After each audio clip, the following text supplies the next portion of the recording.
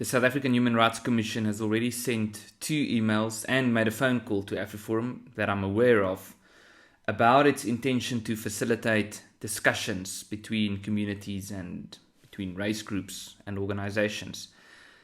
about the friction that we saw in the last few weeks in this country, particularly also with regard to Senekal. And I'm not sure if the Human Rights Commission does not communicate internally among each other, because when they sent their first email, when they called the first time, I explained to them why we have no intention of participating in these discussions. They then followed up with an email, and I explained in the email why we have no intention of participating in these discussions. They then sent a third email, again that I'm aware of, there might be more, to a variety of organizations, including Agri-SA, Kwanalu, the IRR, the Freedom Front Plus, that's at least Tau SA,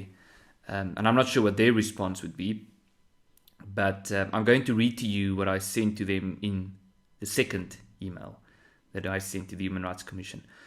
I would like to repeat what I have explained telephonically and per email with regard to this issue to the South African Human Rights Commission. AfriForum's 260,000 members and their families do not trust the South African Human Rights Commission to facilitate discussions because the South African Human Rights Commission has proven itself to be biased against minorities. In its ruling on Julius Malema's utterances in March 2019, the South African Human Rights Commission unequivocally stated that the race of the perpetrator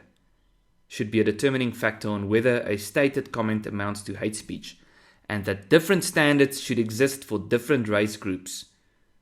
How the Human Rights Commission believes that a double standard with a low bar for black people and a high bar for white people is in the interest of racial cohesion is incomprehensible. This position is racist and worthy of contempt.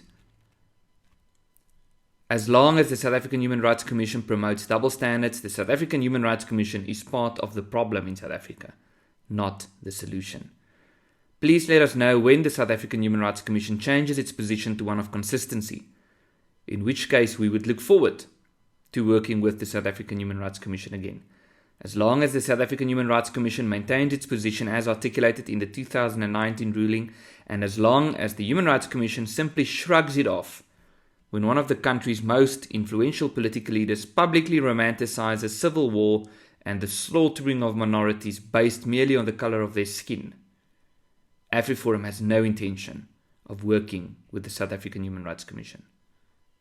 Regards. So I've explained this to them telephonically, and I've sent them an email to this effect earlier, and I've sent them this second email now as well. Perhaps if we publish